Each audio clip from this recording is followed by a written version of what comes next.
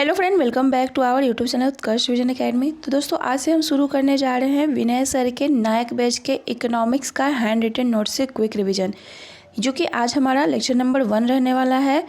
तो इसमें अगर हम बात करें सिलेबस की, तो इसमें सबसे पहले है इंट्रो, यानी इकोनॉमिक्स के इंट्रो के बारे में बताया जाएगा।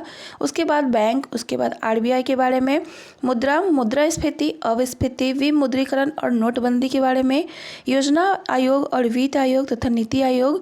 और उसके बाद बात करें तो आर्थिक नियोजन, पंचवर्षीय योजना, गरीबी और बेरोजगारी और राष्ट्रीय आय, राजकोषीय नीति और बजट, सरकार की प्रमुख कल्याणकारी योजनाएं, जनगणना और कर व्यवस्था तथा पूंजी बाजार और विविध के बारे में हम लोग पढ़ने वाले हैं। तो आइए आज की क्लास को शुरू करते हैं। आज हमारा टॉपिक है बैंकों के बारे में। तो सबसे पहले हम बात करते हैं इकोनॉमिक्स के इंट्रोडक्शन की। तो अगर बात करते हैं इकोनॉमिक्स किसे कहते हैं, तो इकोनॉमिक्स जो होता है वो धन से संबंधित होता है। और एक अर्थशास्त्र पुस्तक लिखा गया है जो कि कौटिल्य के द्वारा लिखा गया है। कौटिल्य को हम लोग चाणक्य या फिर विष्णुगुप्त के नाम से भी जानते हैं।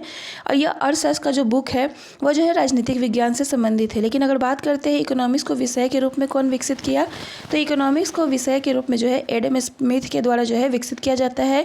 इसलिए इन्हें जो है अर्थशास्त्र का पिता भी कहा जाता है। इनके द्वारा एक लिखा गया पुस्तक है वेल्थ ऑफ नेशन। बात करते हैं इकोनॉमिक्स की, तो इकोनॉमिक्स को जो है रेगनर फ्रीज के द्वारा जो है 2 भागों में बांटा गया है।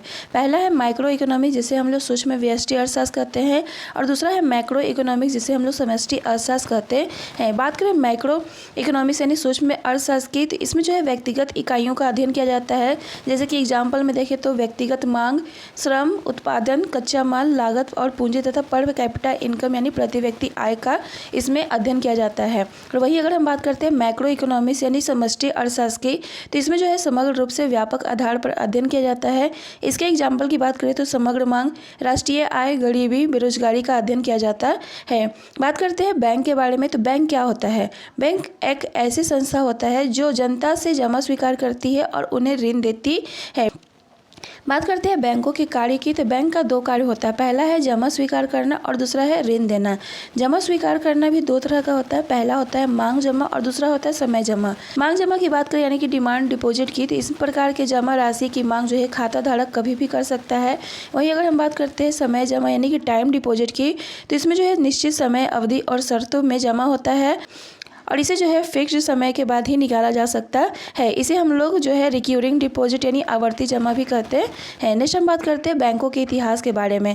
तो बात करें विश्व में बैंकों के इतिहास के बारे में, तो विश्व में जो है आधुनिक बैंक की स्थापना जो है सबसे पहले इटली में की गई थी 1157 ईस्वी में, जिसे हम लोग बैंक ऑफ वेनिस के नाम से जानते हैं। उसके बाद जो है 1401 ईस्वी में बैंक ऑफ बार्सिलोना का गठन किया गया था।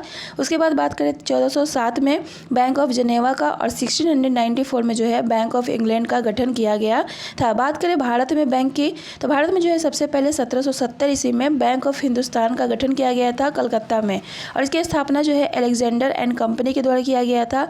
और यह जो है यूरोपीय पद्धति पर आधारित बैंक था। नेक्स्ट हम आगे बढ़ते हैं। यहाँ एक क्वेश्चन दिया गया है, तो ये क्वेश्चन को डील करते हैं।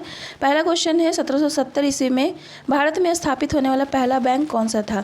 तो भारत में स्थापित होने वाला सबसे पहला बैंक जो था बैंक ऑफ हिंदुस्तान था, जिसकी स्थापना जो है 1770 में और कलकत्ता में किया गया था। और यह जो था यूरोपीय पद्धति पर आधारित बैंक था। तो आज के लिए बस इतना ही। मिलते हैं नेक्स्ट लेक्चर के रिवीजन में। तब तक के लिए बाय बाय।